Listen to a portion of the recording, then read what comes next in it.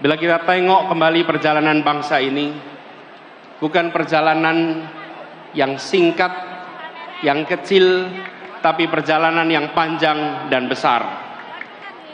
Saya ingin dalam kesempatan ini menengok ke depan dengan melihat perkembangan sejak awal bangsa ini terbentuk.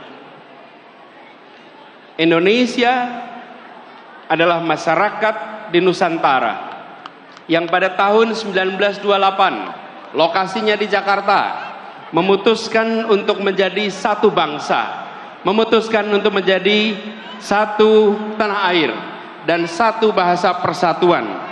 Sebuah keputusan besar untuk menjadi Indonesia di 1928. Itulah satu yang pertama, menjadi satu bangsa dengan satu bahasa persatuan.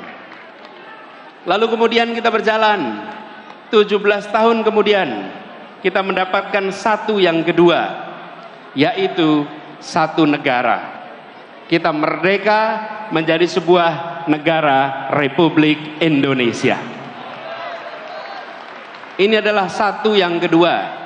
Dan pada saat Republik ini berdiri, para pendiri Republik bukan hanya menyusun cita-cita. Semua rakyat berjuang untuk apa? Menghadirkan yang disebut dengan janji kemerdekaan. Janji kemerdekaan. Itu tahun 1945. Ini satu yang kedua. Satu yang ketiga. Di tahun 50 kita kembali menegaskan bahwa Indonesia bukan kumpulan negara kecil-kecil, tapi kita adalah sebuah negara kesatuan Republik Indonesia. Ada yang disebut dengan istilah mosi integrasi, menjadi satu. Ini satu yang ketiga, menjadi satu negara kesatuan. Tetapi pada saat itu kepulauan ini masih terpisah-pisah satu sama lain. Kita belum menjadi satu kesatuan wilayah. Yang ada adalah antar pulau, ada lautan, dan lautan itu bukan bagian dari Indonesia.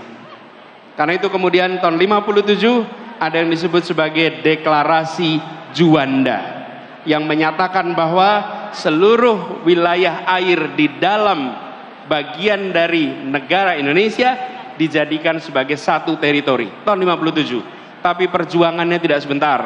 Dunia tidak mau langsung mengakui.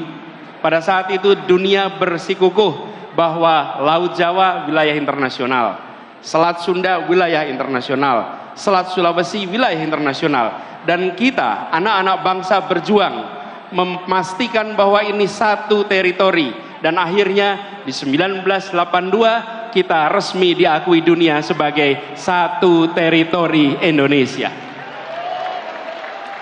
Inilah satu yang keempat, menjadi satu bangsa, menjadi satu negara, satu kesatuan, dan satu wilayah. Satu wilayah. Inilah kondisi kita hari ini. Tetapi hari ini kita juga harus menengok ke depan. Kenyataannya hari ini, ya wilayah kita satu, ya bahasa kita satu, ya negara kita satu, tetapi kemakmurannya masih berbeda-beda. Betul? Karena itu ke depan kita berbicara tentang melaksanakan janji kemerdekaan. Janji kemerdekaan ini ada kalimat terakhir dalam pembukaan Undang-Undang Dasar 45, yaitu menghadirkan keadilan sosial bagi seluruh rakyat Indonesia. Inilah yang kita akan arah ke depan. Satu perekonomian, satu kesemakmuran. Bukan kemakmuran tinggi di satu kota dan rendah di wilayah lain. Bukan kemakmuran tinggi di satu pulau dan lemah di tempat lain. Kita ingin ketimpangan-ketimpangan seperti ini dibereskan untuk semuanya. Apa itu satu kesemakmuran? Satu kemakmuran, satu kesemakmuran. Izinkan saya cerita pengalaman kami di Jakarta. Bapak Ibu sekalian yang tinggal di Jakarta, Jakarta ini terdiri dari berapa kabupaten kota? 6. 5 di daratan, 1 di kepulauan. Saya beri contoh, ada satu pulau yang kalau di peta hanya nampak seperti titik. Di situ disebut sebagai Sang Penjaga Utara. Pulau ini selama sejak kemerdekaan hingga akhir-akhir ini adalah pulau yang jauh di depan dari daratan Jakarta. Lokasi pulaunya lebih dekat ke Sumatera daripada ke dermaga Sunda Kelapa. Lebih dekat ke Sumatera, tapi dia bagian dari Jakarta. Dan di pulau ini puluhan tahun tanpa listrik, puluhan tahun kesulitan air bersih, puluhan tahun hanya sesekali kapal melintas, namanya Pulau Sebira. Bila kita menyaksikan Jakarta hanya sebagai urusan daratan, maka tempat ini akan terus-menerus dibiarkan. Pendekatan kita adalah Jakarta harus satu kesemakmuran. Apa yang terjadi? Dibangun pulau itu, dikirimkan pesan kepada semua 11 pulau yang berada di luar daratan Jakarta. Mereka sekarang kini semua menikmati listrik lengkap, air bersih lengkap, akses kesehatan lengkap, akses pendidikan lengkap. Ini adalah komitmen kita bahwa berada dalam sebuah wilayah yang sama, teritori yang sama, kita harus bisa satu kesemakmuran. Dan ketika ini diterapkan, prinsip kita adalah begini. Lokasi pulau itu memang jauh dari Monas, tapi dia adalah bagian dari Jakarta. Anda semua yang hadir di sini, yang dari Aceh, hitungan kilometernya dari Jakarta memang jauh, tapi Anda 0 kilometer dari Ibu Pertiwi.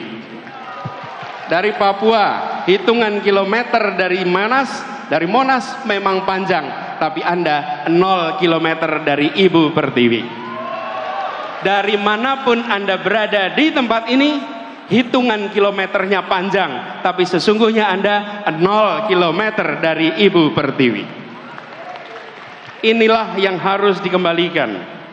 Inilah yang harus menjadi pegangan kita, bahwa republik ini tidak didirikan dengan perhitungan ongkos, untung dan rugi. Republik ini didirikan dengan janji untuk seluruh tumpah darah Indonesia. Jadi kita berbicara tentang Indonesia ke depan, berbicara tentang Indonesia yang satu kesemakmuran, bukan Indonesia yang terpisahkan karena jejak kesejahteraan yang berbeda-beda. Prinsip yang kita dorong adalah pertumbuhan yang berkualitas, bukan semata-mata pertumbuhan yang angkanya tinggi. Pertumbuhan yang angkanya tinggi tapi tidak berkualitas tidak dirasakan oleh rakyat kebanyakan. Apa itu pertumbuhan yang berkualitas? Pertumbuhan yang berkualitas adalah pertumbuhan ekonomi yang tumbuhnya dirasakan oleh semua, yang pemerataan beriring bersama dengan pertumbuhan. Ada pertumbuhan yang begitu tinggi tetapi rakyatnya tidak merasakan. Kenapa? Karena hanya ada 1-2 sektor yang tumbuh utama, yang lain hanya menonton dari rumahnya masing-masing. Inilah yang kita ingin jangkau semuanya.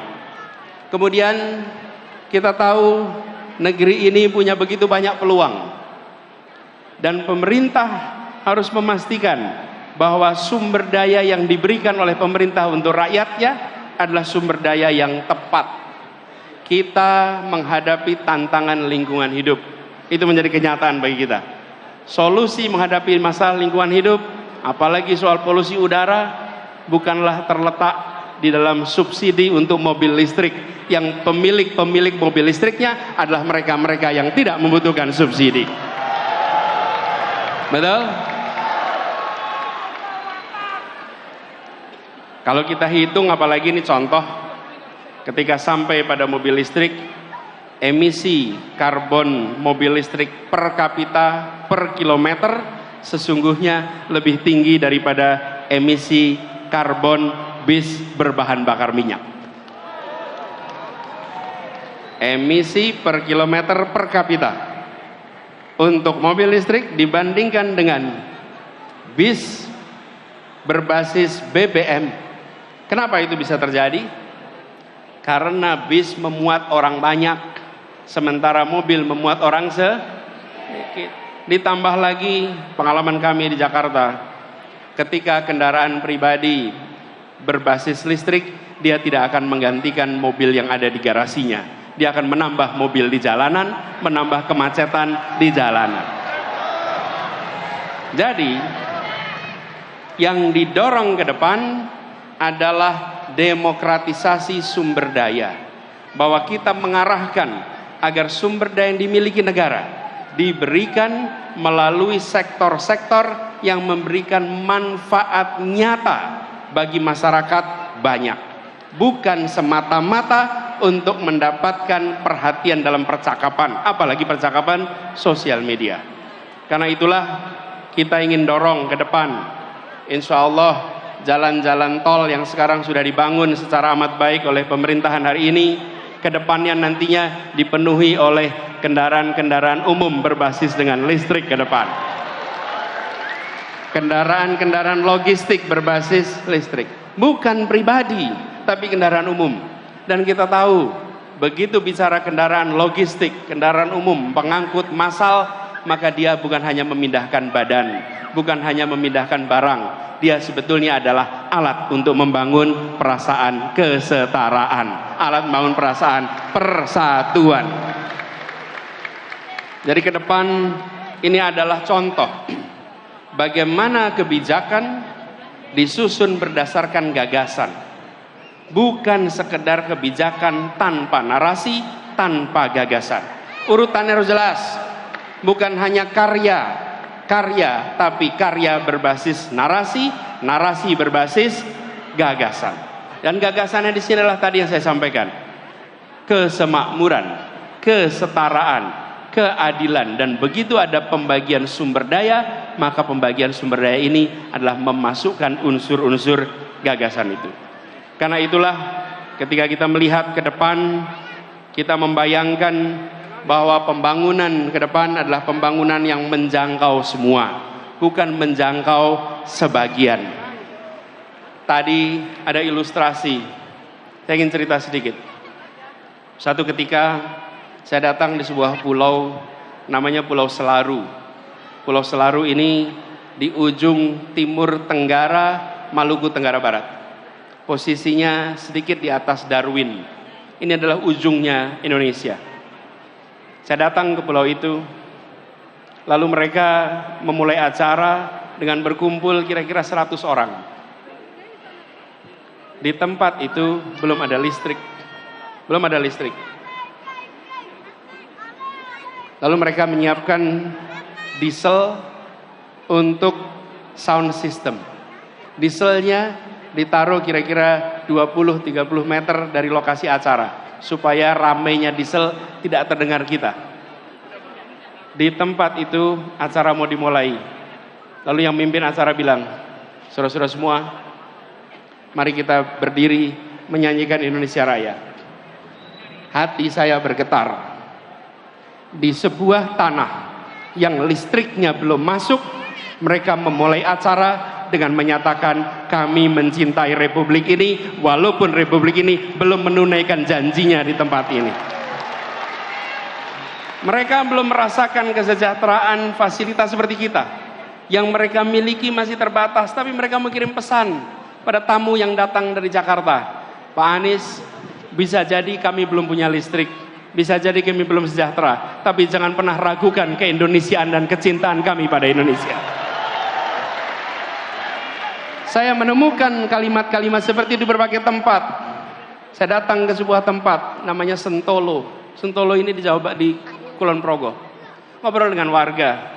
Di tempat itu ketika saya bicara, mereka cerita, Pak Anies, tempat ini sudah diukur akan dipakai untuk pembangunan jalan tol. Rumah saya akan kena. Lalu saya tanya, bagaimana Pak rumahnya kena? Oh nggak apa-apa Pak, biarkan tanah ini dipakai untuk pembangunan, karena ini adalah untuk kepentingan negara, ini untuk kepentingan masyarakat banyak. Dia belum sejahtera, dia kondisinya masih minim, tapi dia mengatakan pada semua bahwa kecintaan kami bukan berdasarkan kekayaan material, kami mencintai republik ini secara tanpa syarat. Kami sekalian, kita-kita yang berkumpul di tempat ini, kita-kita yang memperjuangkan Indonesia yang lebih baik, kita harus ingat bahwa ada saudara-saudara kita yang lokasinya hitungan kilometer jauh dari Jakarta, jauh dari Monas, tapi mereka 0 kilometer dari Indonesia, dan mereka harus merasakan kesejahteraan yang meningkat secara amat serius.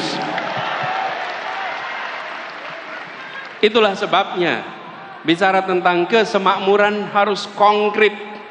Kami coba wujudkan kemarin di Jakarta, dan insya Allah bila Allah nanti takdirkan, tahun depan kita akan merasakan sebuah penentuan arah pemilu Pilpres 2024. Anies Presiden. Bukan soal meneruskan atau tidak meneruskan sebuah program. Bukan. Pemilu 2024, pemilu 2019, pemilu 2014, dan pemilu-pemilu lainnya adalah sebuah kesempatan untuk menengok kembali arah perjalanan bangsa. Republik ini didirikan dengan cita-cita, dengan janji menghadirkan keadilan bagi semua. Kita harus ingat, merdeka bukan hanya untuk menggulung kolonialisme, merdeka adalah untuk menggelar keadilan bagi semuanya. Merdeka menggelar kesejahteraan bagi semuanya. Dalam perjalanan ini, setiap 5 tahun sekali kita berhenti. Kita berhenti menengok kembali ke titik asal. Apakah kita masih berada di dalam rute yang benar untuk meraih cita-cita itu? Seperti kalau kita melakukan pengembaraan, pecinta alam berjalan memasuki medan alam terbuka, mereka bawa kompas, tentukan tujuannya, titik awalnya di sini. Setiap 1 jam sekali, setiap 5 kilometer sekali mereka berhenti, mengecek apakah kita masih berada di dalam rute yang tepat. Indonesia setiap 5 tahun sekali mengecek apakah kita masih berada di dalam arah yang benar. Itulah sebabnya yang kita hendak lakukan adalah luruskan jalan, hadirkan keadilan.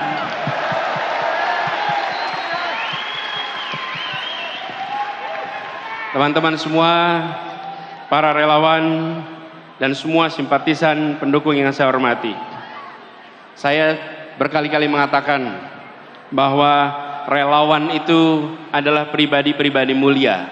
Relawan tidak dibayar bukan karena tak bernilai, tapi karena tak ternilai harganya.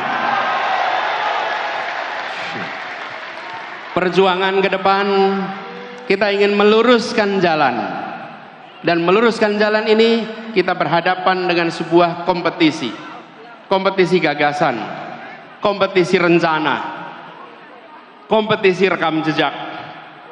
Dan dalam kompetisi ini kita akan berhadapan dengan lawan yang memiliki sumber daya yang luar biasa besar, lawan yang memiliki kekuatan yang sangat besar, lawan yang bisa mendominasi. Tapi kita yakin, niat baik bersama orang baik, tujuan baik, insya Allah Allah bukakan pintu-pintu untuk keberhasilan.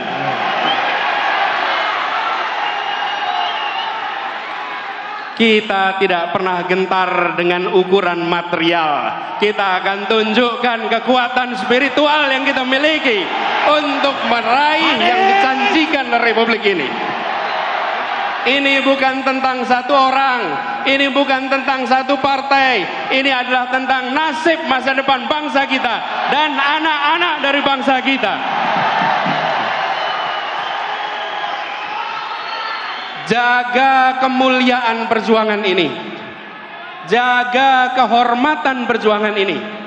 Kirimkan pesan-pesan yang mempersatukan, kirimkan pesan-pesan yang menunjukkan bahwa kami tidak jual murah idealisme itu, kami junjung tinggi idealisme itu. Tunjukkan bahwa kita punya rekam jejak yang baik, punya rekam gagasan yang baik, punya rekam karya yang baik. Karena kita punya itu semua, kita tidak perlu berbohong, kita tunjukkan kenyataan. Bila rekam jejak kita bermasalah, bila rekam gagasan kita bermasalah, bila rekam karya bermasalah, baru di situ ada kebohongan-kebohongan. Betul?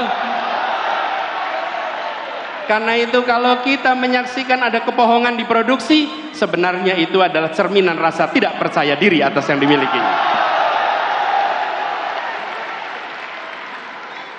Jadi kita tidak perlu memproduksi kebohongan, tidak perlu memproduksi itu semua. Tunjukkan kenyataan dan biarkan kenyataan memenangkan pertarungan gagasan, memenangkan pertarungan rekam jejak, memenangkan pertarungan karya.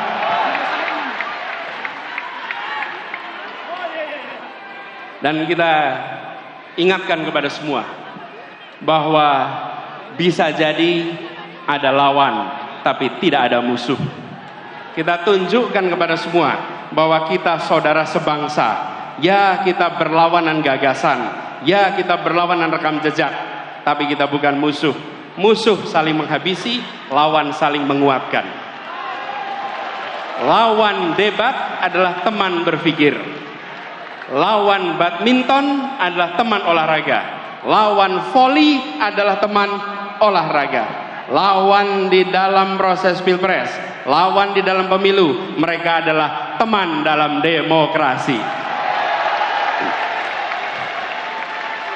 Dan kita kirimkan pesan kepada semua, ini demokrasi modern. Ini bukan pengaturan negara dengan cara-cara yang non modern. Di dalam demokrasi modern, saya ingatkan beberapa hari yang lalu, bahwa di dalam proses ini semua tidak ada kekuasaan yang berpindah, tidak ada kekuasaan yang hilang. Kekuasaan itu tetap dan terus berada di tangan rakyat Indonesia. Yang berpindah itu adalah kewenangan untuk melaksanakan kekuasaan rakyat. Dan tiap 5 tahun sekali rakyat yang memegang kekuasaan menitipkan kewenangan itu secara bergantian. Inilah negara modern, inilah negara demokrasi modern. Karena itu, bila ada yang berpandangan khawatir kehilangan kekuasaan, maka sesungguhnya dia tidak paham prinsip-prinsip dasar demokrasi. Karena kekuasaan itu tidak hilang, kekuasaan itu tidak berpindah. Kekuasaannya ada pada saudara-saudara semua rakyat Indonesia. Kami mengajukan diri, kami mengajukan dengan menyatakan, ini gagasan kami, ini rekam jejak kami, ini karya kami, dan biarkan rakyat tanpa dipengaruhi, tanpa ada tangan negara yang terlibat, negara netral, negara mengambil sikap di atas semuanya, dan percayakan rakyat bahwa rakyat akan menitipkan kewenangan itu pada mereka-mereka yang memiliki rekam jejak yang benar, rekam karya yang benar, dan rekam gagasan yang baik. Kalau negara sampai intervensi, namanya negara sedang melecehkan rakyat Indonesia. Rakyat Indonesia sudah matang, rakyat Indonesia sudah mampu untuk menentukan kepada siapa kewenangan itu dititipkan, tidak perlu ada intervensi-intervensi. Dan kepada seluruh rakyat Indonesia, mari kita jaga kekuasaan itu ada pada rakyat, bukan pada yang lain. Jangan jual kekuasaan itu, jagalah kekuasaan itu sampai nanti di TPS dan sampai nanti penghitungan. Bahwa ini bukan sekedar statistik hitungan, ini adalah hak saya untuk menentukan masa depan perjalanan bangsa ini. Ini memberikan pesan kepada semua bahwa Indonesia adalah negara demokrasi modern yang dunia boleh menengok. Dan kita kirimkan pesan pada semua. Negeri-negeri di luar sana menengok pada kita dengan rasa kagum. Kenapa mereka kagum? Mereka melihat sebuah bangsa yang bahasanya ratusan, yang suku bangsanya ratusan, tapi memiliki kemampuan untuk berbicara dengan bahasa satu, bahasa persatuan, bahasa Indonesia. Lalu ketika mereka berdemokrasi, kita tunjukkan demokrasi dengan sikap yang matang, menunjukkan kematangan luar biasa. Mari kita sama-sama song-song kesempatan perubahan ini dengan membawa gagasan, membawa rekam jejak, sekaligus membuktikan kita semua di sini, pada diri kita, pada anak-anak dari anak-anak kita, bahwa di tahun 2024 ketika Republik ini akan menentukan arah barunya, saya tidak menjadi penonton di rumah yang tak bertanggung jawab. Saya turun tangan langsung ikut menentukan arah perjuangan Republik ini. Biarkan itu menjadi catatan bagi kita semua. Anda semua, kita semua bisa bercerita kepada diri kita, kepada anak-anak dari anak-anak kita, bahwa saya bukan menjadi warga negara yang menonton. Di tahun 2024 saya menentukan arah baru untuk Republik ini. Insya Allah niat baik ini, ikhtiar ini yang dikerjakan bersama dengan orang-orang baik, insya Allah Allah akan bukakan pintu-pintu menuju keberhasilannya. Insya Allah tahun 2024 Anies Presiden! Anies Presiden! Tahun 2024 Anies Presiden!